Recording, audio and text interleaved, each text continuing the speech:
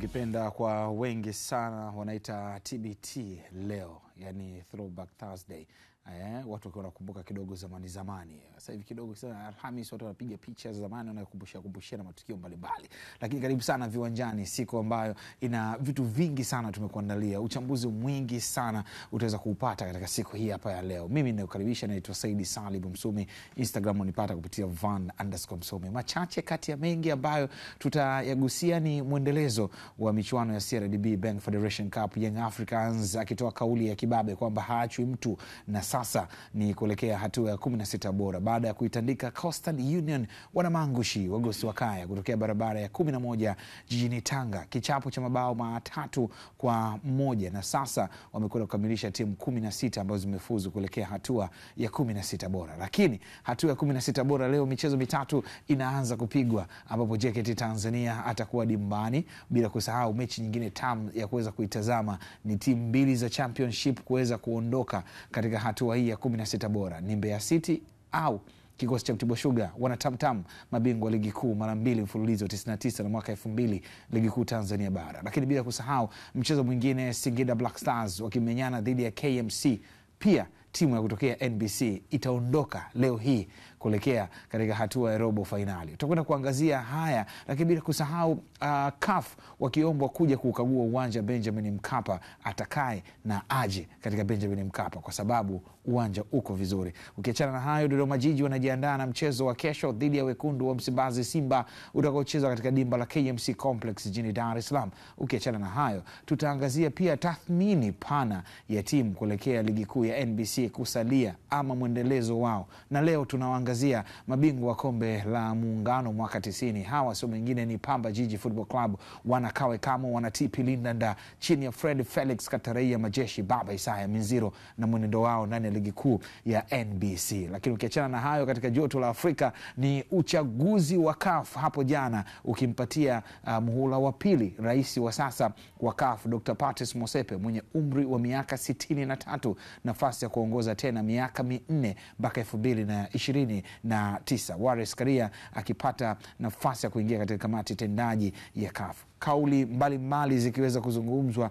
Ushindi wa Dr. Patrice Motsepe, kwa nini umetokea? Kwa nini viongozi tena wamempa ridhaa ya kuweza kwenda kuongoza? Tutakwenda kuangazia wito wake kwa Samuel Eto'o Fields hapo jana, ujumbe wake Dr. Patrice Motsepe akisema kwamba amekwisha, ya nyuma yamepita, tugange yajayo. Eto'o akiingia katika kamati tendaji ya CAF. Tutakwenda kuangazia mengi sana barani Afrika, kimataifa na yenyewe tumekuandalia mengi sana. Uchambuzi wa leo utaongozwa na Lilian Mukulu, bila kumsahau Rashid Don Hamis, the heavyweight pandit, the only one in Africa, atakuwepo humu ndani pia sehemu ya uchambuzi katika siku ya leo. Kumbuka joto la Afrika itakuwepo, Zilizobamba mitandaoni itakuwepo, the pitch itakuwepo, na tamati yetu ni majira ya saa 6 kamili za mchana. Karibu sana wachambuzi wangu, mambo yanakwendaje? Bana shwari kabisa. Umesema Motsepe ana miaka mingapi? 63. 63. Na ndivyo wanavyoonekana vile. Vijana tutafute hela. Tutafute hela. Umeona vijana heli? Vijana heli hajafika tarobo ya Motsepe. Kafika. Wewe sobutu. MJ kafika. Motsepe hapa na mjana heli. Watu wanambia Motsepe msalimie mjana heli. Pambana. Maanisha msipata kwa mambo mjana heli ataposhika. Kufika pale anambia mjana heli shikamoo mjana heli. Alafu anambia Motsepe tena unampatano kunaangalia pembeni. Bro vipi? 63. Umri ni namba tu. Tafute hela vijana. Asa usindo TBT. Watu walikaa hizo picha za zamani. Alafu akasema mbona ulikuwa umeanza kuzeeka kabla? Kwa kijana. Sehemu za hela wanaita story. Unapoteza muda. Sikiza nikupashe. Sikiza kwambie nini maana yake hela bana inaenda kupoteza muda tu. Ndege ina staff kaka. Sio kweli. Inakumbusha ana kauli yake moja gani naipenda, anasemaje? Na mtu anasema eti ugali sio na nini unanoga, akamwambia wewe hiyo mboga iweke na ubabu kama hivi. Musa Saidi kuna sehemu tulienda kwa kipindi cha Ramadhani. Akafika sehemu akanafuturu miogo. Miogo na karanga. Karanga hizi za kukaanga hizi. Tunaita futari za kuchimba. Miogo na karanga. Kapiga pale kama kipisi kizima vicha muogo. Asisifie hiyo miogo ya mkoa huo, si usemi. Kaambia Musa Said, sio kweli. Wewe una njaa. Miogo haiwezi kuwa mitamu. Kweli? Maisha ni vyakula hivi. Kwani kaka, tutafute pesa. Asante bwana. Sawa, ndio tunaanza hivyo viwanjani katika siku ya leo. Tuanzie katika soka letu kwa wakati huu hapa.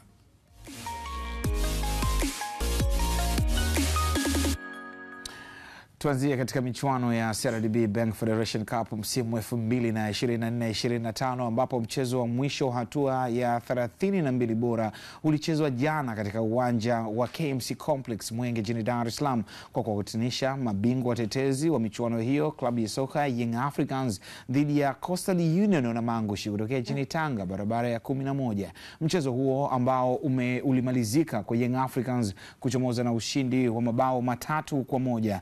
Mabao ya Young Africans yalifungwa ndani ya dakika 15 za kwanza na nyota Maxim Pia Zengeli, huku dakika 6 baadaye wakafanikiwa kupata bao la 3 lililofungwa na Clement Mzize. Bao la kufutia machozi la Coastal Union lilifungwa na nahodha wa kikosi cha Coastal Union Miraj Abdallah Zambo Junior. Baada ya ushindi huo, bingwa mtetezi Young Africans sasa anakwenda kutinga hatua ya robo finali. Tuanze kuangazia kwanza mchezo wenyewe. Rashid Hamis, niliona mchezo ulimalizika ndani ya kipindi cha kwanza. Binafsi dakika 45 za kipindi cha kwanza nikaona mechi imeishia pale. Of course Young Africa walikuwa bora sana kipindi cha kwanza, na ilionekana kama walikuwa wanahitaji kuimaliza hii mechi mapema kwa sababu wanajua ubora wa Coastal Union watakapowazoea. Na Coastal Union wamekuwa ni timu ambayo mara nyingi huwa wanaweza kupata zile kodi za Young Africans kadi ambavyo dakika zinasogea, lakini jana kipindi cha kwanza walivyoanza kukiapproach ni nguvu kubwa ambao waliitumia kuwanyima nafasi, hasa hususan eneo la kiungo ambapo wao ukiangalia Aidan Erasmus Kabombe akasema huyu ni Aidan Erasmus, sio Aidan Mlimira.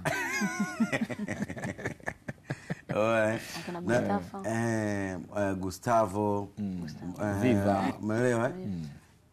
Lile eneo ambalo aliwaminya pale ndio ambalo eneo limeenda kuzalisha hayo magoli. Ukiangalia hata kwenye magoli ambayo hayo 3 yamefungwa, magoli 2 Coastal Union wamepoteza kwenye eneo la midfield. Yaani wamenyang'anywa wao, wakafanyiwa pressing, wakaingia kwenye mfumo, wakati wa kurudi wanarudi kwenye shapeless, then watu wanaangalia magap yale. Angalia goli kama magoli yafunga Zingeli, anamchukua mtu, anatoka naye pembeni, anaenda naye, anakuja eneo ambalo nyinyi mpo watu wengi, lakini ni kwa sababu hampo kwenye eneo zuri la kuangalia nani aende na nani asiende. Anamchukua kwanza, anaingia naye kwenye box, anamchukua pili, kama anapiga nyinyi mmendoka kwenye line yenu, eneo la 3 ana shoot, sio, unaelewa? Lakini mngekuwa kwenye shape nzuri, manake kitendo cha yeye kutokea tu kule na kuja, kuna mtu hapa angefanya tackle ambayo ingeutangulia mpira na yeye, kwa manake ingekuwa ngumu kwa mngeweza kufanya blocking ambayo ilikuwa sahi. Goli ile hapo, unaona ile goli lilikuwa lina harufu ya deflection ya ule mguu wa mlinzi. Pamoja na yote hao ni sehemu ya makosa. Sina nakwambia katika kuwa katika shapeless, manake ndio inatokea hivi kwamba unakuja sasa kuamka sasa, hata huyu mbona kama anazidi kusogea, hebu ngoja mimi nijaribu kufanya kitu. Ndio katika kufanya kitu sasa ndio mpira unakugonga kwenye shape hiyo. Lakini ni ile hali ambayo Young Africans wenyewe waliitengeneza kwamba hawa tuwapress kwa haraka ili tuwanyime uhuru, umeona tuone namna gani bora ya kuweza kupata matokeo kwa haraka, kwa sababu ukiangalia kama hicho kipindi cha pili unachokisema wewe kwamba mpira hakuna tena, sio, kuna mabadiliko yalifanyika, unaelewa? Alitoka Prince Dube, sio kwa Yanga, kwa Costa alitoka Maabad akatoka Miraji, kwa sababu ndani ya kipindi cha kwanza Rashid Costa alifanya mabadiliko. Ndio ya haraka sana kaingia Kikoti na Sabri Kono na Sabri, yes. Yalifanyika, unajua ni kwa nini? Ni kwa sababu Sabri ni mzuri zaidi akiwa na mpira. Unanielewa? Na tayari Yanga walishawafinya. Umeelewa? Katikati kwamba nyinyi hii mipira huko pembeni ambayo mnatakiwa muipeleke haiwezi kuwalipa. Kwa hiyo njia nzuri ya nyinyi kuweza kuishi na nyinyi ni kuto kuwafanya kwanza hawa mawinga wenu kuwa jobless. Unaelewa? Alafu sisi tunadili na watu waliokuwa katikati hapa. Na ndio maana mipira mingi walikuwa wakinyang'anya kutokea pale. Aucho alikuwa anapola sio kwa kutumia akili nyingi. Alikuwa ni ile 50-50, anatumia nguvu na kunyang'anya, anaanza pembeni. Sasa kwenye namna hiyo, kwanza mimi namsifia Mwambusi, aliona hilo mapema. Sio, unaelewa? Kwa sababu alimuingiza Sabri na Kikoti, akamtoa Gustav pamoja na Anguti. Aliona hilo mapema. Umeelewa? Kuliona hilo mapema, tafsiri yake ni kwamba wale kama wangekuwa wanaendelea kuwepo mule, maana yake walikuwa wanaifanya timu kuwa katika nyakati ngumu zaidi. Sio, unaelewa? Kwa sababu tayari una watu wawili ambao timu ikiwa haina mpira wale wanakuwa sio sehemu ya timu. Kwa hiyo unawapunguza, unabaki watu wangapi? Watu 8. Wakibaki watu 8 ni 8 against 8. Alafu wale wana mpira, sisi hatuna mpira. Ndio inakuja kutokea kile alichokifanya alichokifanya Zingeli.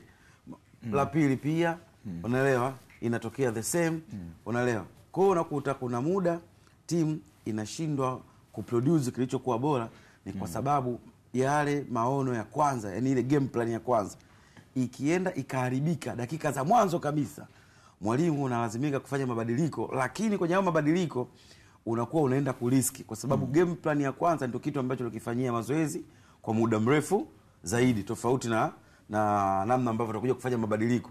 Maana utafanya mabadiliko, watakao kuja utawapa maelekezo ya ziada ya kwenda kurekebisha nini kifanyike na nini kisifanyike kwa manufaa ya mpango kazi wa awali.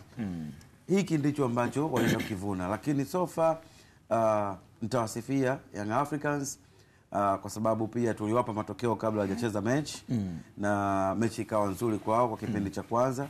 Kipindi cha pili mabadiliko pia yaliyofanyika ni ngumu sana. Unajua unamtoa fullback wa kushoto alafu unamuingiza winga wa kushoto. Chona mabadiliko hivyo. Lakini Mwambusi alifanya hivyo. Akamtoa Miraji akamuingiza anaitwa Suche yule. Suche. Umeona? Afu lile eneo akaja akarudisha wale, wakaja kucheza kama back 3 hivi. Afu back 3 yenyewe sio ya ukweli, yani ya uongo. Unaelewa? Yani ile back 3 ya uongo kwamba ni hawa watakaa hapa wanaibia kutokana na situation. Lakini hawakuwa na hizo sifa za kukaa kwenye eneo hilo. Lakini wakaenda kumanage mechi. Umeelewa? Hatari ni mbili tu ambazo zilipelekwa langoni mwao. Ile Ikangalombo. Ikangalombo na moja alikiwa Aziz Ki. Kwa maana yake unaona walivyo manage mechi. So mpango wa Young Africans ni kama ulifanikiwa kwenye kipindi cha kwanza. Maana yake kama Coastal Union wangewazoea mapema au mpango wao wa kwanza ulioenda nao ungefanikiwa, maana yake ingekuwa katika nyakati ngumu. Na nilikwambia awali namna ambavyo Mwambusi alimtumia Maabad. Unakumbuka? Yes. Nilikwambia inabidi abadilishe utaratibu. Unless otherwise atampa nyakati ngumu. Sasa angalia Maabad alivyokuwa anacheza. Sawa. Lilian, tuangazie Coastal Union chini ya Mwambusi. Imebadilika kwa kiasi gani inavyoendelea kosti ile ambayo tumeiona mwanzo wa ligi kwa inaanza kusuasua mpaka hapa na game ambayo ilitupatia jana Mwambusi? Cha kwanza ni Coastal Union ambayo inacheza. Yaani ina uwezo wa kupossess mpira sasa katika eneo lake la katikati. Kwa mfano, yes, inawezekana jana Gustavo akawa na mechi nzuri, ila ni mchezaji ambaye mara nyingi unaona mwili wake katika eneo la katikati. Pia ni timu ambayo at least unaona jinsi gani ambavyo kuanzia mstari wao wa katikati kwenda mbele wanaweza kufanya attacking. Yaani timu ambayo inaweza kushambulia. Kwa mfano hata ukiangalia goli ambao wamefunga jana. Yaani wanaweza kufanya pressing, kuchukua mpira na kushambulia. Na hiyo ndio silaha ambayo ipo. One thing ambayo bado naona ni tatizo ni kwamba Coastal Union kama ukiweza kuvuka mistari yao miwili ukaingia katika mstari wa tatu, ni rahisi kuonana na goalkeeper. Na mara nyingi sana unaona goalkeeper Coastal Union akifanya saves nyingi sana. Kwa sababu gani?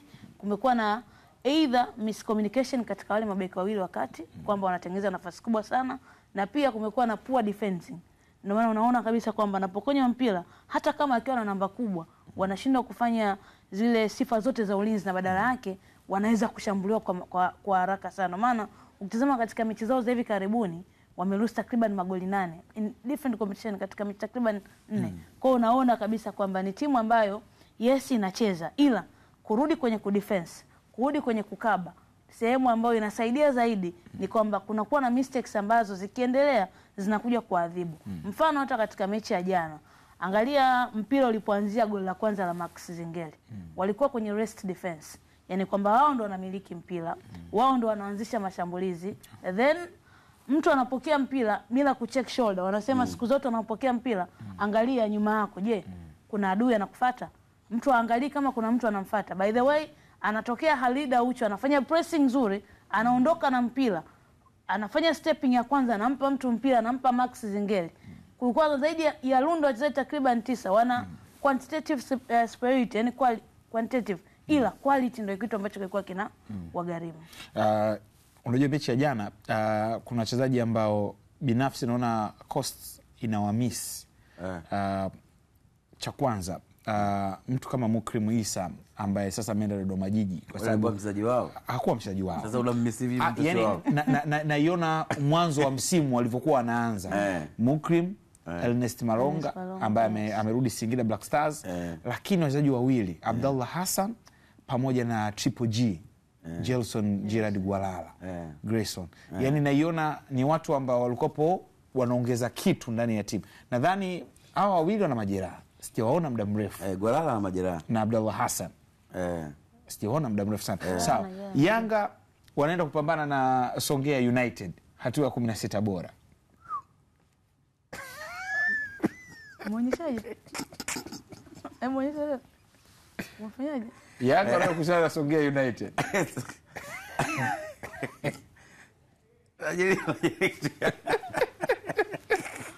Watakutana tu.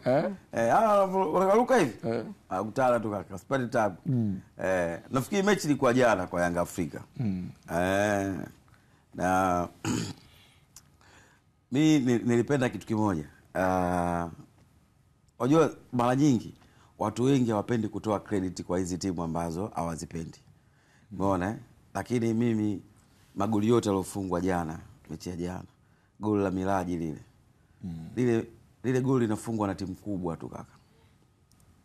Umeona? Kwanza ule mpira alivyokuwa nao Gustavo ni kama alikuwa kwenye mdumange. Yaani ana mali, anasogeza, umeona? Yaani producer Mudi turudishie goli la Miraji mpaka kama una jealous au sio mkali kaka. Yaani kama vile anataka kupiga, anataka kula. Ule mpira umejikata. Sio tu kujikata, yaani ule mpira alikuwa na Gustavo. Alikuwa na Gustavo. Umeelewa? Yes, hapo. Umeona tukifanya Gustavo hapo. Wakaenda kumplace. Walivomnyang'anya akaona haso kweli. Na mimi naweza. Yule Mziza kati na drive ule mpira, yeye alikuwa utazami ule mpira, alikuwa anaangalia ni wapi anaenda. Umeelewa? Gustavo akaingia uvunguni, akaweka mali. Sasa angalia alichokifanya Miraji kutokea kwenye hilo eneo hapo alichokifanya. Yaani Miraji alikuwa na uwezo wa kudrive speed, alikuwa na uwezo wa kupiga cross. Lakini kautuliza. Alichokiona pale, alimwangalia Msheli. Unaelewa? Yaani kama hiyo picha tatuletea Mtozi pale. Muangalie Miraji kabla ule mpira hajaupiga. Alimwangalia Msheli. Alimwangalia Msheli, alafu muangalie Msheli hatua alizokuepo kutokea kwenye lile eneo. Unajua kuna matukio mengine yanafanyika leo kusema mtu anabahatisha, lakini ni vile tu kwa sababu tuwaamini. Umeona hapo. Mbona yani angestopisha pale Mtozi afu muangalie Msheli alipo. Afu na Miraji alipo eneo alokuwepo. Amefungia mguu wa kushoto na nataka nifanishe kidogo lakini nadhani hili lilikuwa ni mbali kidogo. Umeona? Hapo ngoja achukue hapo. Umeona anachokifanya? Muangalie Msheli alipo. Alikuwa mbali.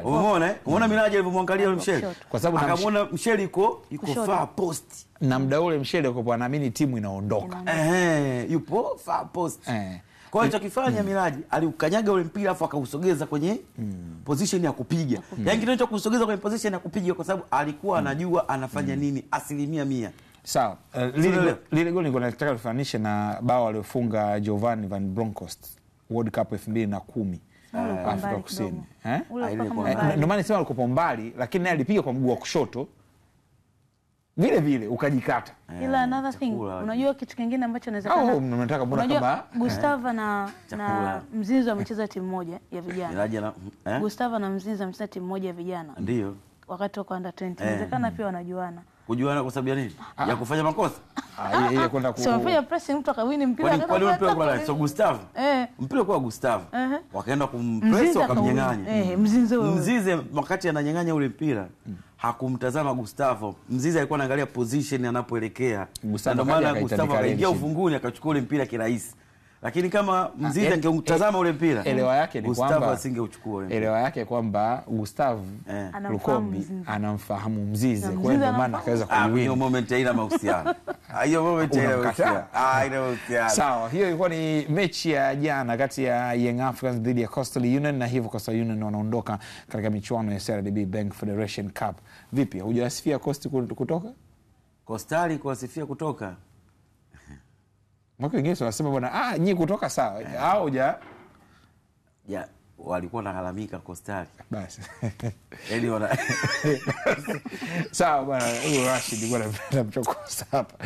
Tuangazie taarifa nyingine ambayo tubakia hapo katika michuano ya CRDB Bank Federation Cup. Leo hatua ya 16 bora inaanza rasmi, na leo michezo mitatu itaweza kuchezwa, ambapo mchezo hiyo ni kati ya JKT Tanzania atapambana dhidi ya Mbeya Kwanza katika uwanja Meja Jenerali Isamuhyo. Singida Black Stars atapambana na KMC katika uwanja Tanzanite Kwaraa, wakati Mbeya City wao watakuwa nyumbani kupapatuana na Mtibwa Sugar. Mechi ambayo walikutana kwenye championship tutakuja kuiangazia hapo baadaye. Utamu hii uwanja ulijaa Sokoine, mechi kubwa ilikuwa ni hatari. Tuanze lakini kuiangazia mechi ya KMC ambao wao watakuwa ugenini leo hii katika uwanja wa Tanzanite Kwaraa kupambana na Singida Black Stars, ambapo timu ya KMC jana ilifanya mazoezi yake ya mwisho kwa ajili ya kujiandaa na mchezo wa leo kwa kabili Singida Black Stars. Kumbuka Singida Black Stars wanaotumia uwanja wa Tanzanite Kwaraa kutokana na uwanja Systemliti kuweza kufungiwa, na huu unakuwa ni uwanja wao wa nyumbani. Tumsikie mwenzetu Helen Kawichi ametuandalia taarifa ifuatayo. Kama unavyojionea nyuma yangu ni kikosi cha KMC Kino Boys hawa kutoka jijini Dar es Salaam.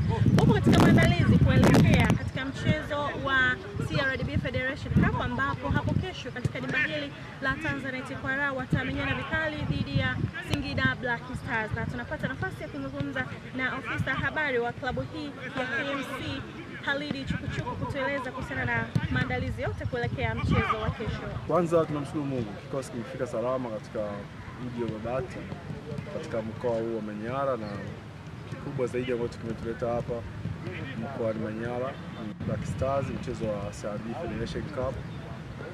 Takriban wachezaji 24 wamesafiri na timu kuja hapa Babati, na wote ambao wamesafiri na timu wapo katika hali nzuri. Hakuna mchezaji ambaye amepata injury tukiwa njiani.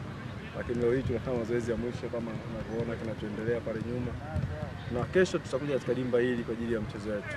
Sisi si wageni sana katika hili dimba, tumeshacheza mchezo wa ligi kuu hapa dhidi ya Fountain, lakini kwa bahati mbaya tulipoteza. Lakini leo tunarudi tena dhidi ya timu nyingine, siku nyingine mazingira ni yale yale. Kwa hiyo tunakuja kupambana kwa ajili ya kupata alama. Tunaamini this time tumekuja Babati tutakuwa tuna bahati. Mara mwisho tulikuja hapa tukiwa tuna bahati mbaya.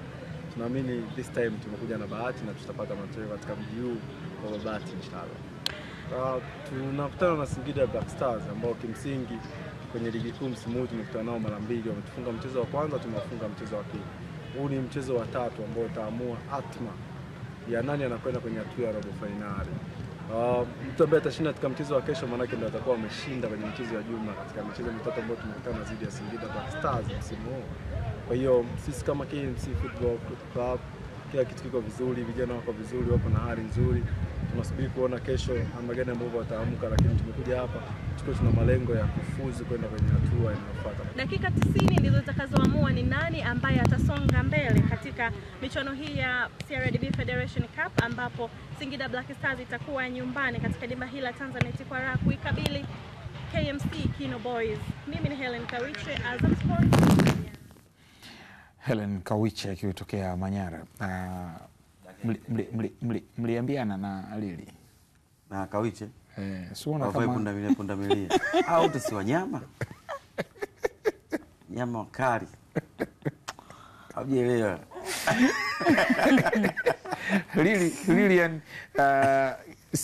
Singida Black Stars dhidi ya KMC, ukiachana na vita ya wasemaji Hussein Fueli Masanza pamoja na Khalid Chukuchuku, wanakuwa na utani wao pia. Ni mechi nyingine classic tunaenda kuitazama leo. Ni mechi nzuri, ni mechi ya kisasa kwa sababu mechi ya mwisho wanakutana wawili iliisha kwa ushinda goli 2-2.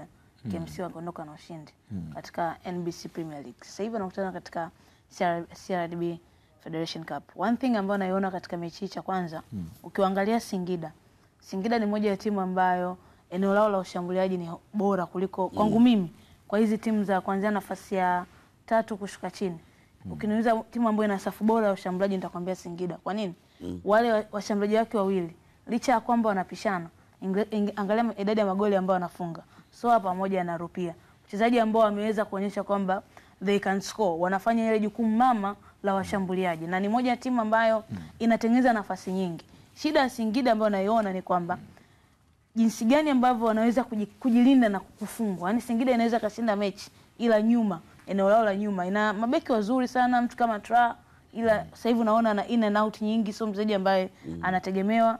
Eneo la goalkeeper Nigeria huyu amekuja, ni mmoja wa goalkeeper mzuri 2022 aliwahi kuchukua tuzo, ila bado kunakuwa na mistakes nyingi ambazo zinatokea.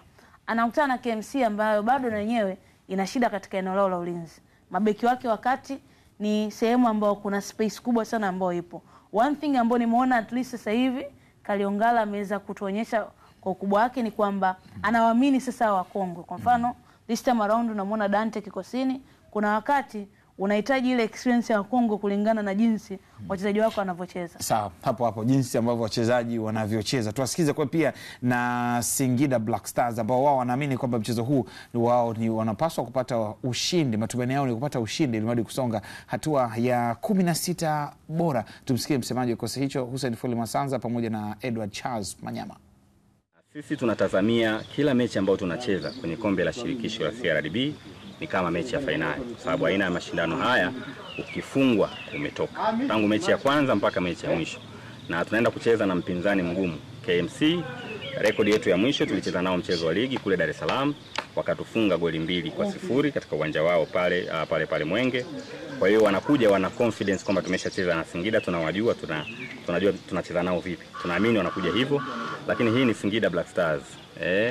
Tunaweza tukapoteza pambano lakini vita tutaishinda. So tunaamini tunaenda kwenye mchezo mgumu, mchezo wa kupambana kweli kweli, na inshallah tunaamini tunaenda kumtoa KMC kwenye michuano hii hapo kesho.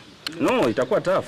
Itakuwa tough sana kwa sababu zote ni timu ambazo zinashiriki ligi kuu, zimekutana kwenye michuano mingine. Na kila timu ina malengo yake. Kwa mfano kama sisi Singida Black Stars, malengo ambayo tuko nayo msimu huu tumeshatangaza mara nyingi, tunataka tupate tiketi ya kushiriki michuano ya kimataifa msimu ujao, michuano ya CAF. Na moja ya njia zetu za kufika huko, ukiachana na kwenye ligi kuu kutafuta top 4, top 3, top 2, huku kwenye michuano ya kombe la shirikisho CRDB tunaweza tukaipata tiketi hiyo endapo tutafika hatua ya finali ama kuchukua taji la mashindano haya. Kwa sisi dhamira yetu ni kuitumia pia uchochoro huu kuhakikisha kwamba tunapata hiyo tiketi, lakini pia tunatamani na sisi tupate mataji. Tuna timu nzuri, tuna timu bora, tuna wachezaji ambao ni wakubwa, wanaweza kutupatia mataji. Kwa hiyo tunathubutu kwenye michuano hii, na ndio maana kila mechi kwetu tunaitazama kama finali, ikiwemo mechi hii ya kesho dhidi ya KMC. Mchezo wa kesho ni muhimu sana kwa sababu ni mtoano. Kwa hiyo utapofungwa unapotoka katika mashindano, na target yetu ni kuicheza katika mashindano ya kimataifa. Kwa hiyo hii ni moja ya nafasi yetu kubwa. Kwa hiyo tuko tayari kupambana na KMC na kuweza kupata matokeo yalikuwa. Mchezo utakuwa mgumu, ila nawaahidi mashabiki wa Babati, mashabiki wa Singida wajitokeze kwa sababu katika hatua nyingine. Kwa hiyo nawaahidi mashabiki wa Singida tutaweza kushinda mechi hii ya kesho. Edward Charles Manyama akiweza kuzungumza kuhusiana na kuelekea mchezo wa leo. Lilian, ulikuwa unazungumzia kuhusiana na wachezaji wa Zoefu. Yes, tunaona Kaliongala ameamua kuweza kuwatumia Kongo. Kuna wakati mwingine kiwanjani unahitaji ile knowledge, unahitaji ubora wao, kwa sababu ukiangalia mtu kama Dante amecheza muda mrefu sana. One thing ambacho bado naona kabisa kwamba aina wachezaji ambao yuko nao Kali inawezekana ni sehemu ya kitu ambacho kinamwangusha. Kwa sababu ukiangalia quality ya wachezaji ambao wapo, yes ana vijana wengi anatamani kuamini, ila ukienda katika tournament kubwa kama hizi afu unakutana na timu kama Singida, hii ni moja ya timu ambao ukiangalia quality ya wachezaji wake lazima wanaanza, ukiangalia sehemu moja moja unaona msa wachezaji ambao wako nao ni wachezaji ambao wana madaraja makubwa, wana experience ya kutosha. Kwa hiyo inawezekana ikawa ni vita hiyo, ila bado ndio pale kwamba ni mechi ya kisasi. Timu zote mbili zinapenda kuchezea mpira, zote ni possession football, ila wana tofauti moja kwamba ukiangalia Singida mara nyingi wao wanapenda kutokea katika maeneo ya pembeni, yani zile flank zao, ila KMC wanapenda kutumia katika eneo la katikati, hasa Ken Ali Mwambungu ambaye anacheza kama namba 8 aongezeke, yani yeye ndio mtu ambaye anapandisha mashambulizi. Ila sasa anavoenda kunakuwa na space kubwa sana kati ya namba 6 na namba 4 na 5 ya timu ya Singida. Kwa sababu gani? Ya KMC. KMC baki kuna muda anacheza Pipino hapo, anacheza na Tangalo. Freddy. Kwa anacheza chini, juu anacheza Ken. Na Ken. Sasa kunakuwa na space kubwa sana kati ya eneo lake la kiungo, yani anapocheza Tangalo pamoja na Pipino. Kwa sababu gani? Ukimwangalia Pipino yeye ni mchezaji ambaye ni namba 6 ndio, ila mara nyingi anapenda kwa on the ball, yani akiwa na mpira ni bora zaidi. Yes, ana uwezo wa kufanya tackling, ana uwezo wa kuwin mpira, ila off the ball namna gani ambavyo anaenda kuilinda defense, pale ndo tunaita ukomavu. Si mchezaji ambaye amecheza mechi nyingi za kubwa hizi za tournaments, yani kwa sababu huu ni msimu wake wa kwanza katika ligi kuu soka Tanzania bara, NBC Premier League, na ni msimu wake wa kwanza kucheza timu ambayo at least unaweza kusema ni moja ya timu kubwa katika ligi yetu. Kwa hiyo you can see kabisa kwamba kunakuwa na space ya defenders, kwamba wanakosa msaada, na nafasi hiyo ni rahisi sana timu pinzani kuitumia kwa kuendeleza mashambulizi. Wanakutana na washambuliaji wawili ambao kwanza ni wazuri kucheza na nafasi. Ukimwangalia Soa pamoja na Rupia, hawa ni wachezaji ambao kwenye 18 ya mpinzani wanajua sehemu gani wasimame na wanajua namna gani waweza kuitumia eneo hilo. Kwa mfano mtu kama Soa si mchezaji bora katika, hana control nzuri ya miguu, hana uwezo mkubwa sana wa kupiga mipira mirefu, ila ukimweka pale kama pocha ni mchezaji ambaye ukimtengenezea nafasi 3 ana uwezo wa kufanya battle ya man to man na mabeki wako, na pia ni mchezaji ambaye ni risk taker. Energy aliyokuwa nayo ana uwezo wa kutembea ndani ya box, na hiyo ndio imekuwa silaha yao kubwa Singida. Kwa kwangu I believe KMC leo, kwangu naamini kabisa wanahitaji ule uzoefu wa wachezaji wao akina Dante, ila kwangu mimi ningeprefer atumike Tangalo eneo la namba 6. Kwa sababu gani? Uzoefu aliokuwa nao, alafu ukiangalia aina wachezaji ambao anacheza nao, at least yeye ile physique anaweza kaenda nao. Mimi namkubali sana Pipino, ila day after day, kwa sababu inawezekana ya uchanga, ile energy aliyokuja nao katika ligi inapungua, ni ile tanki ambayo alikuja nao la mafuta linapungua siku baada ya siku, na ukutana timu ngumu lazima uiheshimu. Sawa, lazima uiheshimu. Rashid, ukitazama mchezo uliopita, binafsi kwa surprise Singida kupigwa bao 2. Kupigwa bao 2 na KMC kutokana na ukifuatilia mwenendo wa KMC na kutokana na mechi iliyopita Singida walivyocheza kuona vipi, lakini plan iliweka ya mwalimu Kali Ongala. Naangalia Kali kama asipopata matokeo leo kidogo ile grafu yake inawezekana watu wa KMC akasema vipi tena. Sio kweli. Wenyewe wanajua kwamba leo kushinda ni 50 kwa 50. Na haiwezi kumdisturb Kali, kwa sababu what I know, hata uongozi wa KMC unajua kwamba aina ya wachezaji waliokuwa nao sio wachezaji ambao unaweza kwenda kujaji uwezo wa mwalimu. Yani umeona kama Lilian hapa anamuelezea Pipino. Unaelewa? Na wengi kwa Pipino. Hebu niambie wale Singida wameng'ata meno, yule Pipino anaweza kuamua mechi kwenye eneo la kiungo? Hawezi. Sio, unaelewa?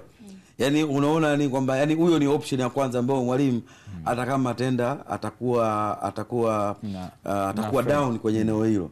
Yani unaona Pipino ni mtu ambaye bado anajifunza sana. Sio? Freddy Tangalo ana uzoefu, mchezaji mzuri, lakini anacheza eneo gani? Anacheza eneo la kuwalinda watu 4 nyuma. Ubora wa Singida ni eneo ambalo liko kwenye eneo la ushambuliaji, ambao hapo kuna Maarufu Shakei, kuna Ada, kuna Lianga, kuna Soa, kuna Rupia. Kwa maana yake obvious yote Tangalo atajiunga na wale watu 4, watakuwa watu 5. Yule Seji Poku, unaelewa, Adebayo. So unaelewa? Ni eneo ambalo Edmund John wako very strong Singida. Si ndio? The same kwa Mwambungu. bado na yeye anaweza kuchezesha timu, lakini lazima tuwe wa kweli, unaelewa? Yaani kwenye level ambao wanajaribu kufikiri au kufika, Mungu sio mtu ambaye unaweza kumtegemea kwa asilimia kubwa kwa kiwango hicho. Anaweza kufanya kitu kizuri kutokana na experience yake, lakini hata yeye mwenyewe lazima declare kwamba sasa hivi mimi energy yangu ya kufikiri kwa kiwango kile watu wanaofikiri imechoka au imepungua. So unaelewa? So unahitaji watu wabunifu ambao wanaweza kuingia kwenye akili ya Mungu kuongezea kitu, si ndio? Sasa wale Singida namna ambavyo wanaiapproach hii mechi.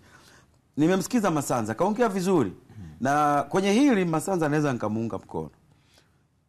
Hii ndo njia ya shortcut ya Singida pengine kwenda kuiwakilisha nchi. Unaelewa? Very shortcut njia. Umeona bana? Kwa sababu mimi najua wakifanikiwa kuwatoa KMC walofuatia hapo, kwa sababu idadi kubwa ni timu nyingi za championship ambazo timu nyingi za championship kinachowatesa championship na ligi kuu wanacheza kwenye space. Championship ni man to man, tukutane tugongane hivyo unapata matokeo. Sasa ukienda ukawafungua ukawaweka hadharani viwapo, unaona idadi kubwa la watu kiwanjani wanazurura. Ndio kinachowakuta wale TMA, umeona kichowakuta. Si unaelewa? Si ushaangalia hizi mechi hapo. So mtihani wake ni hapo. Sawa, mechi nyingine leo itakuwa ni kati ya JKT Tanzania ambao watakuwa katika uwanja wao nyumbani wa Meja Jenerali Isamuhyo, ambao wao watakuwa wanapapatuana dhidi ya kikosi cha Mbeya Kwanza. Lakini kumbuka michezo mingine ya hatua ya 16 bora, Tabora United wao watapambana hapo, hiyo graph itarudi. Lakini JKT Tanzania wao watakuwa wanapambana na Mbeya Kwanza leo katika uwanja wa Meja Jenerali Isamuhyo, ambapo kuelekea mchezo huo uongozi wa JKT Tanzania umetamba kufanya vyema katika mchezo wa hatua ya 16 bora. Tumsikie afisa habari wa kikosi cha JKT Tanzania Masau Kuliga Bwire. Tunao mchezo wa CRDB Federation Cup FA, mchezo ambao tutaucheza katika uwanja wetu wa nyumbani wa Meja Jenerali Isamuhyo, tukiwaalika Mbeya Kwanza. Mbeya Kwanza ni timu ya championship, na kama ambavyo mmeshuhudia mechi zikichezwa zikihusisha timu moja ya championship na nyingine ya ligi kuu ya NBC, timu zimeondoshwa za daraja la ligi kuu. Sasa sisi kwa maana kwamba tunahitaji mchezo huu tufanye vyema, na lengo letu ni kuhakikisha kwamba tunafanya vizuri, tumefanya maandalizi yaliyoshiba. Hatuhitaji kufedheheka, hatuhitaji kuonekana kwamba hatuwezi, hatuhitaji kuonekana kwamba hatukuwa na maandalizi katika mashindano haya. Haya mashindano yanayo nafasi ya uwakilishi katika mashindano ya CAF.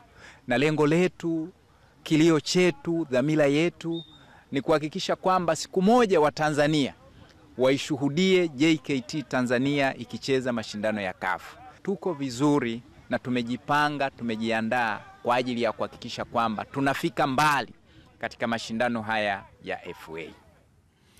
Niwe kukutana na Masau Bwire katika mahojiano ya 1-to-1. Nikamwambia kama huku umepoa kidogo tofauti na Ruvu Shooting. Masau Bwire aliwahi kuwaponza Ruvu Shooting Mwanza. Na sehemu moja hiyo tumekaa usiku tunapiga msosi. Sasa nilikuwa nipata msosi na kina nani ule steka, bwana nani ule steka wa Ruvu Shooting, Rufuzulu Maganga. Maganga na Msala. Sasa kuna radio kwa mbali nasikika kana ujua Masau Bwire. Sisi Ruvu Shooting kama Barcelona ya Bongo. Sio tunani. Sasa wale kina Maganga sasa kimsikiza Masau Bwire unajiuliza wachezaji ndio sisi ujue. Huyu anatuponza.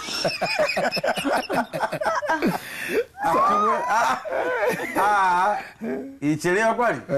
Dakika 15 tu Nyosa wa kula umeme. Umeme nje. Maneno yake ule. Kwa hiyo mfanane nayo. Uwezo unakuwa mdogo. Sasa ndio haya ya JKT. JKT wanapambana na Mbeya Kwanza na uwanja wa Jenerali Samuel. Tunaenda kuangalia Mbeya Kwanza shai kushiriki ligi kuu ya NBC, ishai kutoa mfungaji bora ndani ya championship, bwana William Edgar.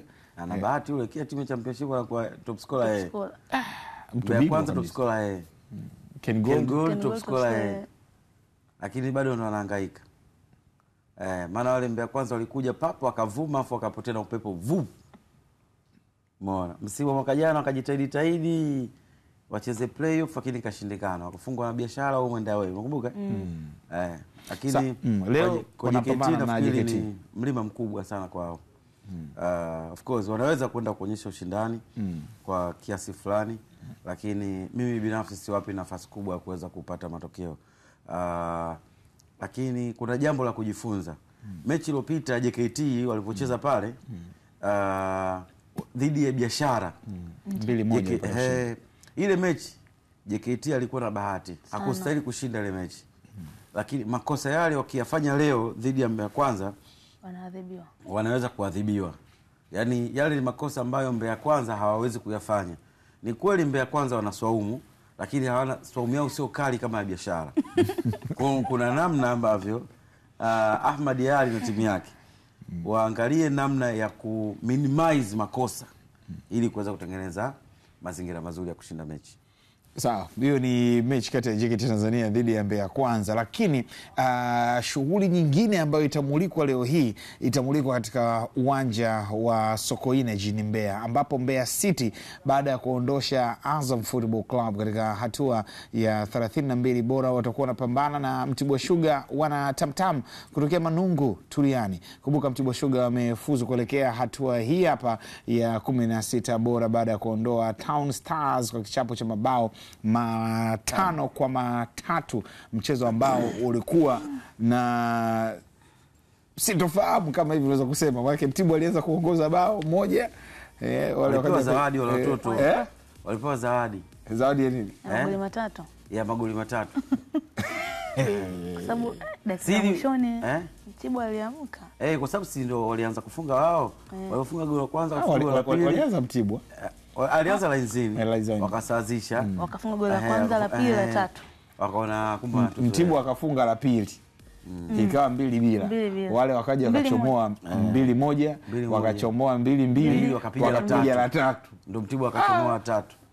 Mtibwa sasa tunakuja kuchomoa la tatu, anapiga la 4, anapiga la 5. Ndani ya dakika 80 mpaka 90. Ukasema huyu ukimzoea atakufuata msikitini. Kwa hiyo ikabidi Mtibwa ikabidi uishina. Ukitazama huu mchezo huu kwangu mimi katika siku ya leo ni miongoni mwa michezo mzuri sana wa kufuatilia. Kwa sababu gani? Ukiangalia Mbeya City amepita hapa kwa kumuondoa mtu ambaye tunamhesabu kama title contender, Azam Football Club. Mtibwa Sugar jinsi ambavyo alichachafyo katika mchezo uliopita, anasema no, hapa lazima ni kaze buti. Lakini ukirejea mchezo wao wa mwisho waliokutana katika championship, mechi iliyomalizika kwa suluhu, ambapo dakika za mwishoni kabisa Mbeya City walipata mkojo wa penalty wakakosa. Jinsi ambapo Sokoine ilijaa, naona ni mechi nyingine bora sana ambayo inaenda kuchezwa leo. Lile mbona naangalia kinafiki. Mimi nakuangalia kwa sababu najua ni shabiki wa Mtibwa. Wewe mwenyewe unasemaga Mtibwa kule chini imeenda kutalii. Wameenda kuangalia kuna nini. Unajua lazima ukaangalie, upite madaraja yote. Ukiwa mkubwa lazima upite madaraja mengi. Kwa hiyo unaenda chini huko unaangalia kuna nini? Kumbe ndo tumecheza hivi. Basi aturudi tena tunakaa hapa. Sawa, lakini pia jambo lingine. Vita ya leo ni vita ya watoto wawili wa nyumbani. Salum Shaban Mayanga anapambana na Awadhi Juma Manishi, kijana wake. Patrick Mwangata huku akiangalia, anaiona huku Mtibwa wakina Nditi wamekaa pale, Dickson Daudi Mbekia, familia. Familia of course. Hii mechi ya Mbeya City dhidi ya Azam nafikiri ilikuwa ni bahati mbaya, mikwaju ya penalty ambayo haina mwenyewe. Kama timu bora duniani Liverpool wametolewa kwa mikwaju ya penalty na Paris Saint-Germain, umeona, unashukuru Mungu kwamba haina mwenyewe, si ndio bwana? Tunakubaliana hivyo, sio? Lakini mwenyewe aliyeshinda mwenyewe aliyeshinda mwenyewe aliyeshinda basi una familia life. Ni mechi ngumu sana, na ni mechi yenye taswira ambayo Mtibwa nafasi ya kwanza, Mbeya City, Geita ndio watu ambao wanashindana hapo. Kwa hiyo ni mechi ambayo kusema ukweli Mtibwa wanaweza kuwa wana dhamira kubwa zaidi kwenye kombe hili la CRDB kuliko namna ambavyo Mbeya City atakuwa anaitazama hili kombe. Kwa sababu Mbeya City, Mtibwa ni kama ameshapiga hatua moja ya kuja ligi kuu. Lakini Mbeya City mahala alipo ni kama bado atalazimika kufanya ziada ili kutokucheza playoff na kwenda kama mshindi wa pili kuja ligi kuu. Kwa hiyo ukiangalia hizo hesabu za Salum Mayanga, anaweza kwenda kutoa upinzani kwa Mtibwa kwenye mechi ya leo, lakini sio kwenye intensity ile ambayo tuliiona kwenye mechi iliyopita, ile ambayo ilisha sare ya bila, si ndio? Japo moja ile ya championship. Japo alitoa surprise kwa Azam FC, na nilikuwa ni bahati mbaya tu kwa Azam kwa sababu Mbeya City walikuwa down dakika nyingi sana. Ni vile Azam waliona ile mechi ni kama walidharau, sio, unaweza kusema hivyo, lakini dakika ambazo Mbeya City alikuwa down, Azam walikuwa na uwezo wa kufanya kitu kikubwa zaidi ya hapo. Sio, unaelewa? 70 Azam alimeki sana mpira. Sasa kwenye mchezo huu ni mchezo ambao kwa wanaofuatilia championship na ukubwa wa majina ya hii timu, inawezekana kwa ni mchezo ambao unawezekana ukafuatiliwa zaidi na watu wengi. Na sina shaka watu wa Mbeya watajaa, na bahati mbaya sana kwa Mtibwa Sokoine, Mtibwa huwa ana bahati mbaya sana na ule uwanja. Huwa anapata matokeo kwa tabu mno. Amepata matokeo mara chache sana, lakini mara zote amekuwa akipata sare na kupoteza mchezo. Yaani umekuwa sio uwanja ambao una bahati sana na Mtibwa kama bahati. Lakini kwenye swala la uwezo, ninaamini ni timu ambazo zinaweza zikawa zinafanana, hazitotofautiana sana, hata mbinu, kwa sababu Maniche amejifunza vitu vingi kutoka kwa Salum Mayanga. Na Mayanga pia anajua namna ambavyo mwanafunzi anaweza kawa bora kuliko mwalimu. Inawezekana Maniche labda akaongeza kitu cha ziada. Kitu kikubwa ambacho mimi nakitazama hapa ni ile comfortability ya kutafuta matokeo. Yaani Mtibwa anaweza kawa na shauku kubwa ya kutaka kupiga hatua moja zaidi kwenye CRDB kuliko Mbeya City, ambaye yeye CRDB haioni kama ni sehemu ya kipaumbele chake, ila anaangalia moja kati ya kitu ambacho atakifanya bora zaidi ni kurejea ligi kuu. Sasa kama atatumia nguvu kubwa dhidi ya mtu ambaye anahitaji kushinda michezo miwili awe bingwa kwenye ligi kuu, anaona hiyo nguvu ni kama kupoteza muda. Championship, yes, sorry. Ni kama kupoteza muda. Kwa hiyo ninaamini mchezo utakuwa mzuri, lakini so far karata yangu bado itaendelea kulala kwa Mtibwa kwenye mchezo huu. Mimi ambacho nitaona licha ya kwamba hawana rekodi. Licha kwamba hawana rekodi nzuri uwanja wa Sokoine. Kaka damu zito. Ndio nilimwangalia mara ya kwanza. Mimi nikiangalia Mtibwa na Mbeya City, cha kwanza ambacho nakiona kutakuwa na vita kubwa sana katika eneo lao la ulinzi. Kwa nini? Ukitazama Mtibwa Sukari hivi sasa katika championship ni moja ya timu ambayo inafunga idadi mingi sana ya magoli compare na timu nyingine yote.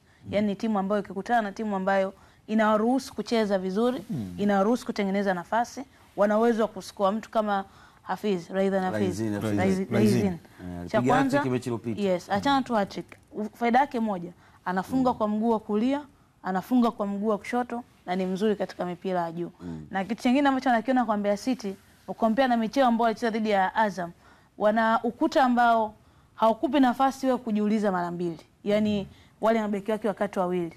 Hata ukiangalia namna gani Saduna alivyokuwa akipokea mpira, kwamba hawakupi nafasi wewe kupata two chances za Mwasa mkongwe anacheza kati. Yaani hawakupi nafasi wewe kujiuliza mara mbili ukiwa na mpira mguuni, kwamba haui reluctant na mpira, wanafika kwa wakati, na hiyo ndio ikasi la yao kubwa. Ukiangalia katika mchezo dhidi ya Azam walikuwa wanaweza kufika kwa wakati kupoka ule mpira. Kwa kwangu haitakuwa mechi nyepesi katika eneo hilo, ila mimi natamani kuona vita ya flanks.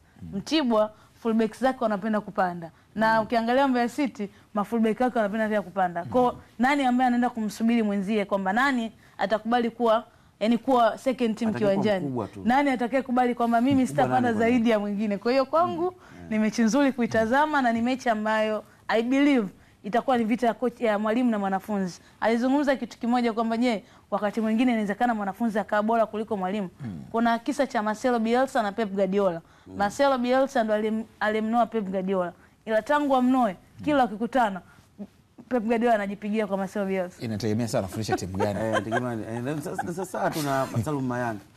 Safisha quality ya Mtibwa na quality ya Mbeya City kaka. Rashid, tutakuwepo kesho. Lainzini Hafizi ni top scorer wa championship. Huko na Kiraza Mazoea. Na ana hat-trick. Yaani huyo Mazoea anacheza ligi gani? Si championship? Ndiyo. Top scorer wao nani? Si Lainzini Hafizi.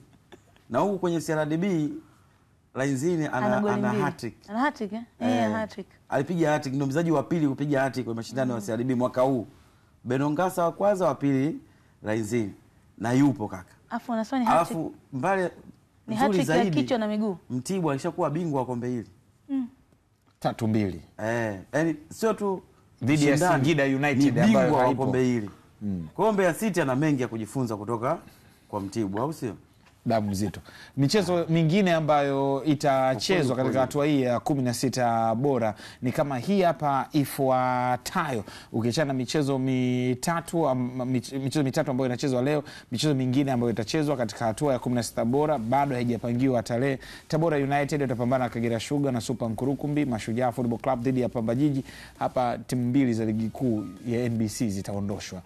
Stand United watapambana na Giraffe Academy. Young Africans dhidi ya Songea United na Simba Sports Club dhidi ya Big Man. Nilikuwa sijakuelewa. Sasa nimekuelewa. Timu mbili za ligi kuu kuondoshwa. Kwa maana ya Tabora na Kagera atatoka mmoja. Mashujaa na Pamba atatoka mmoja. Alafu anabaki Stand na Giraffe. Alafu anabaki Simba na Yanga. Kwa hiyo maana yake hapo kwa haraka ukiangalia hii hatua inayofuata Nane Bora, si ndio? Nane Bora Nane Bora hatua inayofuata ni Simba, Yanga Stendi Pamba, Stendi alafu Mashujaa alafu kina wanasumwa alafu Rashid vipi bwana? alafu ile Tabora mimi nawapa nafasi. Unajua Tabora wanatumia vizuri sana uwanja nyumbani Sema hivi, hawa wa upande wa kwanza huko. Turufu yako unaona kwamba mimi nawapa nafasi kwa asilimia 90. Unapa nafasi kwa asilimia 90. Mimi pale kwa Mashujaa na Pamba mimi naenda na Pamba. Wapi? Hapo kwa Mashujaa na Pamba. Wengine kote naenda na ila huku mimi naenda na Pamba. Mashujaa Kigoma hiyo juu ile Tanganyika. Hata kama iwe wapi. Unasafiri kutoka mbali. Mwanza na Kigoma sio mbali. Itoshe kusema aheshimiwe Lilian Mukulu. Aheshimiwe ndio, lakini Pamba galo na utumia. Usikiro linaambia hivi. Ndio. Kiti kilindwe. Hivyo Kigoma unajua mbali. Sawa. Ila sio na Mwanza. Kigoma na Mwanza. Na bato la Mashujaa na Pamba lijai kuwa dogo. Ukitaka kujua Kigoma mbali. Mchukue Mtozi Mohamed hapa. Mwambie aende Kigoma hata kesho. Na umpe pa DM zake za siku 3. Aende. Sawa. Hii ni hatua ya 16 bora CRDB Bank Federation Cup. Nipo na wachambuzi wangu Rashid Don Hamis, the heavyweight pandit, the only one in Africa, pamoja na Lilian Mukulu. Mimi ni Said Salim Msumi. Tutoke katika michuano ya CRDB Bank Federation Cup msimu 2024-2025. Tuangazie taarifa nyingine ambapo kufuatia shirikisho la mpira miguu barani Afrika CAF kufungia uwanja Benjamin Mkapa kuchezwa kwa michuano yake ya robo finali ya kombe la shirikisho shirikisho Afrika, serikali tayari imewasiliana na shirikisho la soka Tanzania TFF. Katibu mkuu wa Wizara ya Habari, Utamaduni, Sanaa na Michezo ambaye pia ni msemaji mkuu wa serikali Gelson Msigwa amesema serikali tayari imewasiliana na TFF ili kuwaomba maafisa wa CAF kuja kufanya upya ukaguzi wa uwanja Benjamin Mkapa ambao umefungiwa hapo jana. Akizungumza na waandishi wa habari jijini Dodoma, Msigwa amesema ukaguzi huo ulifanyika kabla ya maboresho yaliyofanyika zaidi ya wiki 3 zilizopita. CAF wameufunga uwanja wa Benjamin Mkapa kwa sababu ya dosari za kwenye eneo la kuchezea, yani kwenye pitch. Tumeipokea ile taarifa. Ukaguzi wa CAF ulifanyika kama wiki 2 au zaidi zilizopita. Na ule ukaguzi ulifanyika baada ya mechi ya Simba na Azam. Kumbukeni, sisi uwanja tulishautangaza kuufunga kwa ajili ya kupisha ukarabati. Lakini hizi mechi zinakuwa na mashabiki wengi na kuna mambo mengi ya kiusalama na nini na nini. TFF wakaja kutuomba, tunaomba tutumie uwanja. Siku wamekuja wale, uwanja ule ulikuwa umekatwa nyasi mpaka chini kabisa. Kwa wachezaji walipokuwa wanacheza, na unajua hizi mechi zina pressure, uwanja ukaenda unachimbika baadhi ya maeneo. Wakaguzi wa CAF walikuwepo. Wakatuambia hakikisheni mnarekebisha, na wakataka mashine za kurekebishia pichi wazione. Zile mashine sisi wakati huo ziko njiani, zinatoka kwa mtengenezaji China zinakuja Tanzania. Zimefika wiki 1.5 iliyopita. Yaani zilifika baada ya siku 5. Dabi kama ingefanyika juzi, Benjamin Mkapa iko tayari. Kwa hiyo baada ya ile tangazo lao la asubuhi, tumewasiliana na TFF. Na tukawaambia hivi, waambieni hao wakaguzi wa CAF waje wakague leo. Huwezi ukakagua wiki 3 zilizopita halafu unakuja kufunga uwanja baada ya wiki 3. Leo uwanja uko tayari, tumeshaleta zile mashine, zimekuja, serikali imenunua mashine, tumetengeneza, uwanja uko tayari. Lakini tulitangaza uwanja unakarabatiwa. Uwanja uko kwenye ukarabati. Hizi mechi zinazofanya pale ni kwa maombi, na kusema ukweli ni kwa maombi yao. Sisi wenyewe hatukutaka mechi yote ifanyike pale, kwa sababu ni lazima umwache mkandarasi mpaka amalize. Actually kwa sisi serikali kuendelea kutumia uwanja wakati bado unakarabatiwa inatuongezea gharama. Huu uwanja ulitakiwa ukamilike mwezi wa 8 mwaka jana. Mpaka leo haujakamilika kwa sababu kila wakati tunatumia uwanja. Sasa nafikiri mmenielewa, lakini tumeshaongea na CAF kwamba waje waangalie uwanja uko tayari, tumesharekebisha na mashine zimefika, na lile tangazo walitakiwa watuambie kabla hawajalitoa. Sawa, Gelson Msigwa akiweza kuzungumza kwamba uwanja uko tayari. Kwamba maafisa wa CAF waje kukagua. Dimba liko vizuri. Alhamdulillah. Kama jambo liko vizuri na kauli ya Msigwa ndo kauli ya serikali na inaondoa sintofahamu kubwa. Kama watu walitaka kuanza kukata tiketi kwamba malazi sehemu zingine, uhakika kwamba jambo lipo, tunalo, tutatamba nalo. Na ni faida kwa ni fahari pia, ni fahari, yani uwanja fahari. Na ni faida kwa sababu Simba watapata advantage ya kuchezea mechi yao ya nyumbani katika atmosphere ya nyumbani, na watapata nafasi ya kuwa karibu na mashabiki wake, yani watu watakuja uwanjani kwa ajili ya kutazama mchezo huo. Kwa hiyo hii ni jambo la kumshukuru Mungu kama uwanja uko tayari. Kikubwa ni kusubiri. Kwani wale wamesema wanakuja lini? Sio wanasema wanakuja tarehe 20. Si ndio? Waisha kabla tarehe 20. Tarehe 20 ndio wanakuja. Yaani TFF upeleke majina. Hata hivyo kikao cha jana, uchaguzi wa jana, maana pale basi ataulizwa president vipi, majina ushatuma. Umeona? Maana wao wapeleke jina la uwanja kwa si inabidi ufuate ule utaratibu ambao umepewa, si ndio Msugu? Nilikuwa nairudia ile maana tarehe 14 ile taarifa tarehe 14 upeleke jina la uwanja. Nasema hivi ile taarifa ya jana ya TFF ulikuwa unataka tu review, nilikuwa naitafuta hapa. Ile taarifa inasema CAF imeeleza eneo hilo liboreshwe haraka kufikia viwango vinavyotakiwa ili kuepuka uwanja huo kufungiwa kwa muda mrefu. Mechi ya robo finali ya kombe la shirikisho kati ya Simba na Almasi imepangwa kuchezwa kwenye uwanja huo Aprili 9. Mechi ni Aprili 9. Ili kuondoa usumbufu, shirikisho la mpira wa miguu Tanzania TFF limetakiwa kutuma jina la uwanja mbadala utakaotumiwa na Simba kufikia Machi 14. Lakini CAF itafanya ukaguzi wa uwanja Benjamin Mkapa Machi 20. Kwa hiyo Machi 20 hivi sasa. Leo ni Machi 13. Kwa kesho ndo mwisho deadline kutuma jina lingine. Lakini Machi 20 wanakuja. Kwa hiyo wakija Machi 20 si bado ngoma hii Aprili 9. Kwa wakija Machi, sio Machi 20. Yaani ukituma jina la uwanja watakagua viwanja viwili kwa wakati mmoja. Alafu bado siku kama 10. Watakagua kiwanja ambacho ulikituma kwanza. Alafu then watakuja kukagua uwanja ambao wao wameufungia. Na inawezekana kwamba wakaanza uwanja ambao huu wa Benjamin Mkapa kujiridhisha ili wasipate tabu tu kwenda sehemu nyingine. Hawezi, wataanza uwanja ambao umeutuma kwanza. Hayo ni maamuzi na mashauri. Sio maamuzi, ni utaratibu wa kanuni. Kwa maana huu uwanja uliotupa ndio tutaangalia, alafu then tutakuja tutaangalia tarehe. Ndio maana wametaja tarehe Machi 20. Tutakuja tarehe fulani kuja kujithibitishia. Lakini Msigwa amesema waje hata kesho. Hata leo. Tarehe 20 mbali. Yaani tarehe 20 mbali. Yaani sisi tuko tayari hata leo kuja kukaguliwa.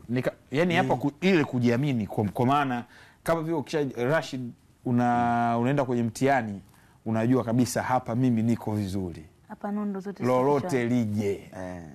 Ila so Rashid. Ila so Rashid. Aweza kungachuma cha mtihani vote anavijua. Kwa mtihani? Wewe? Mtihani ambao nilikuwa najiamini? Niko sawa. Au ulikuwa na ile kisaidizi tu? Hamna, niko vizuri. Mimi nilikuwa naweza kukariri kitini kizima. Ulikuwa na kariri au unatengeneza summary? Hamna, nilikuwa na kariri kitini kizima. Sasa uko na summary? Thubutu. Na ukimsikiza Msigwa kwa makini, CAF wameufungia uwanja kutokana na takwimu za wiki 3 nyuma, ambapo walipokuja wakaukagua wakaona una dosari. Kwa hiyo na zile kama alivyozungumzia pale mashine, akisema kwamba mashine walitaka wauzione, mashine zilikuwa zinatoka China, kwa hiyo zikuja siku 5 baadaye. Kwa hiyo baada ya CAF kuondoka na majibu kwamba uwanja huko sawa, huku marekebisho yakawa yanafanyika. Ndio maana mwisho wa siku akasema kwamba tushatengeneza tayari, uwanja upo sawa. Sasa unahisi walikuwa wako sahihi au hawakuwa sahihi? Nani waliofungia? CAF uwezo kusema kwamba hawapo sahihi. Walikuwa sahihi, ndio walikuwa sahihi, sababu wakati wanaondoka, lakini kama wangeweza kupata ripoti ya nini wakati nisha kuangalia una dosari. Yaani siku ya kwanza ambayo nimefika, yaani mimi siku nimefika nyumbani kwako hauna chakula, wategemea mimi naondoka na ripoti gani? Rashid, unapenda ishu ya chakula?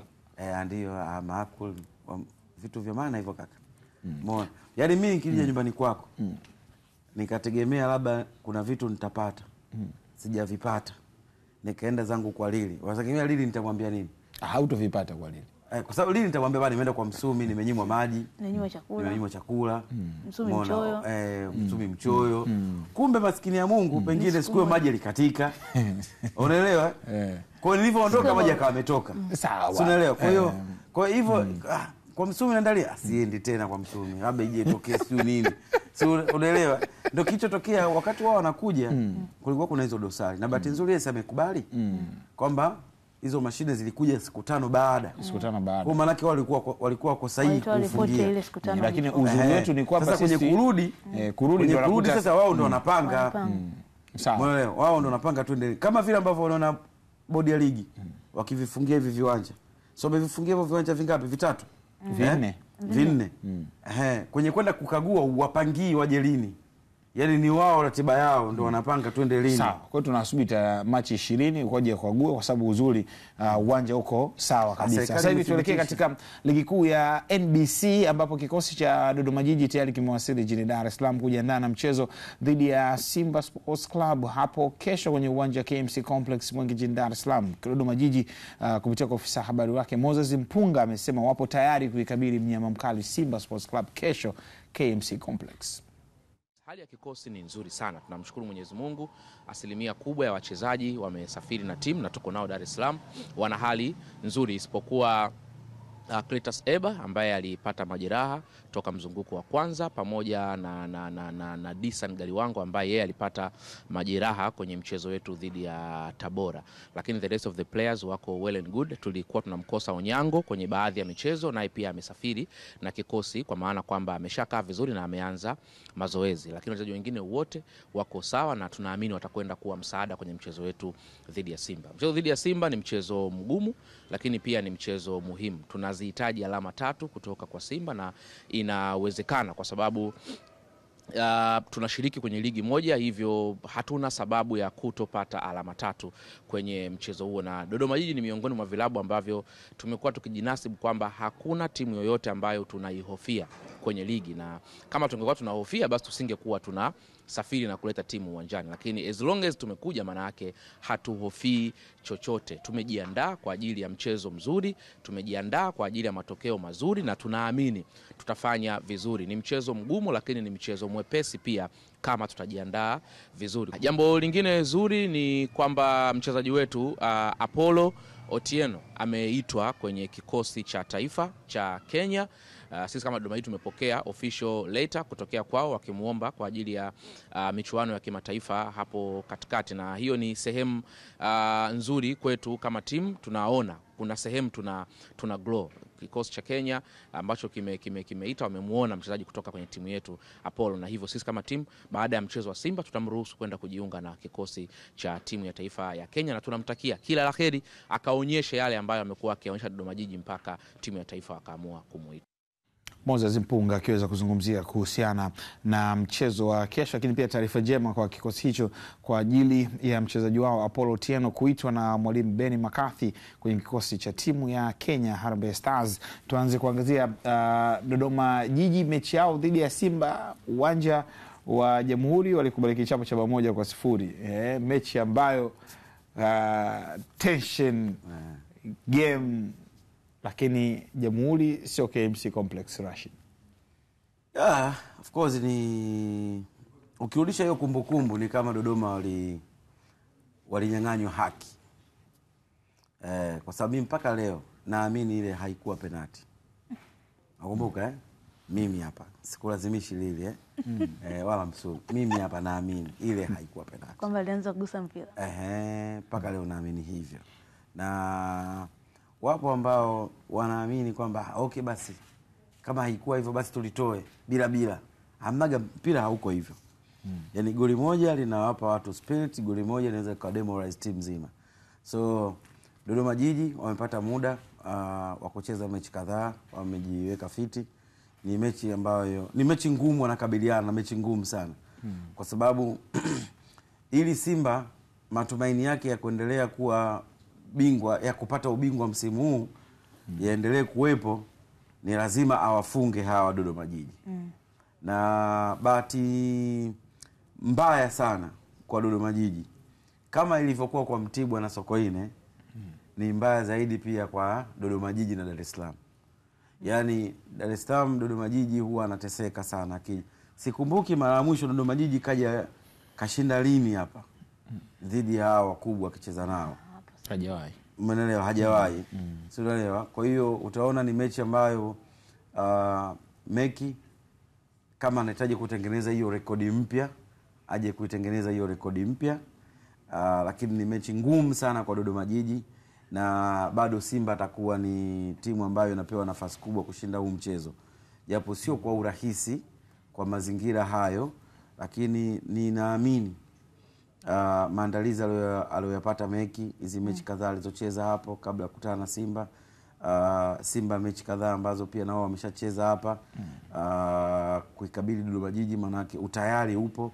Ni mechi ngumu ambayo naweza kusema nawapa Simba nafasi ya kushinda mchezo kutokana na historia mbaya ya Dodoma Jiji katika jiji la Dar es Salaam. Ukiangalia na kuna maingizo mapya ndani ya kocha ya Dodoma Jiji. Mukrim Isa ameingia akitokea Coastal Union, lakini mwisho wa siku mtu kama Abdi Banda ameingia kwenye kikosi. Wanawatoa baadhi ya nyota katika kikosi chao. Joshua Nyango sijamuona kidogo, mara nyingi anacheza Agustino. Anacheza Mukrim pamoja na Agustino Sata. Abdi Banda anacheza kama center half, anacheza kama namba 6 holding midfielder. Kuna kitu ambacho kimebadilika Dodoma. Kubadilika, unajua kubadilika kwa timu kunategemeana na game plan ya mwalimu. Yani ni mechi baada ya mechi. Yani kila mechi ina game plan yake. Kwa hiyo possibility Meki anaweza kuamua kwanza na wote hao. Banda akaanza, Mukrin akaanza, Nsata akaanza pia Josh Onyango. Umeelewa? Wacheza back 3. Wote wakacheza Kama atacheza na back 3, kama ataamua bana mimi nahitaji kulinda zaidi, unaelewa? Au nahitaji kukaa na aina ya mabeki kwenye mechi, nahitaji mabeki wengi zaidi. Sio, unaelewa? Maana hiyo ni game plan yake yeye kwenye kiwanja cha mazoezi kabla sisi wadau hatujamshuhudia anaenda kwenye implement. Lakini tunaamini Meki ni moja kati ya walimu wazuri sana ambao tumebahatika kuwa nao Tanzania, na ni mwalimu ambaye anapenda sifa kwenye mechi kubwa. Sio, unaelewa? Meki anapenda sifa kwenye mechi kubwa. Kwa hiyo anaweza kwenda kuwa surprise Simba. Yaani sisi tunaamini ataenda kulinda sana, alafu kajikuta anaenda kuanza na watu ambao wanashambulia, idadi ya washambuliaji wakawa wengi kuliko namna ambavyo tunamfikiria. Sawa, shukrani sana Rashid Khamis Don, the heavyweight pandit, the only one in Africa, pamoja na Lilian Mukolo. Hii ni Viwanjani. Tunapata mapumziko mafupi kisha tunarejea. Tukuja kuangazia Pamba Jiji Football Club wanakawe kama wanatipilinda na takwimu zao ndani ya ligi kuu ya NBC msimu 2024-2025. Mimi ni Saidi Salim Msomi na hii ni Viwanjani, baba vipindi vyote vya michezo hapa Tanzania.